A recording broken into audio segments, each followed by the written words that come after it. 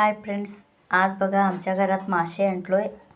आम्ही आज मासे फ्राय करणार आहे। त्यासाठी मी इतका मसाला काय काय घेतलाय तुम्हाला दाखवतो बघा। हे लाल तिखट घेतलोय आणि हे फिश मसाला आणि हे घरगुती मसाला आहे, थोडं मीठ आणि इथं चिंच भिजत घातलोय, त्याचा रस्सा घालायचा चिंचाचं। आणि इथं लसूण आला पेस्ट घेतलो आहे आणि इथं कॉर्नफ्लॉवरचं पीठ घेतलो आहे। आता बघा सगळं मसाला या माशावर घालायचं, घालून एकत्र मिक्स करायचं छान।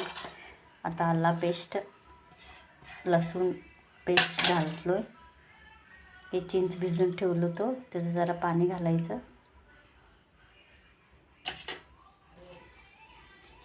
आणि मक्याचं पीठ, याला कॉर्नफ्लॉवर बी म्हणतात, ते घालून छान मिक्स करून घ्यायचं, माशाला लावायचं। आता बघा सगळं मसाला एकत्र जीव करून लावून घेतलंय सगळं। आता इथं कढई तवा ठेवलंय, त्यात तेल घातले, तेल गरम झालंय। आम्ही रवा घेतलो, इथं रवा तसं परतून घ्यायचं आणि तव्यात सोडायचं तळायला, फ्राय करायला।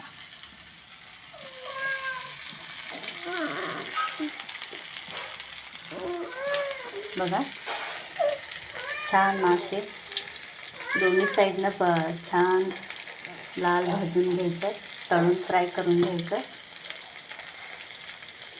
आम्ही रवा लावून फ्राय करतोय, तुम्ही कसं करता?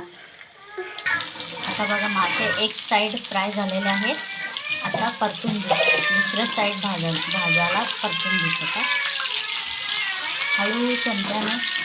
तुम्ही जे ह्या चमच्याच्या मदतीने परतू शकता हळू। बघा लाल तेल गरम झालंय, आता तव्यामध्ये फ्राय करायचं, छान टेस्ट लागतंय।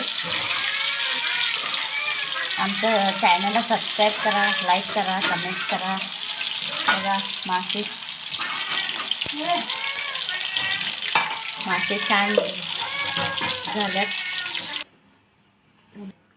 बघा आता मासा तळून झालेला आहे, बघा मासा फ्राय मस्त दिसायला या खायला। आणि इकडं शेपूट आणि मासाचा मुंडका आहे, आम्ही शेपूट मासाचं मुंडकं सगळं फ्राय करून आम्ही रश्श्यामध्ये घालतोय।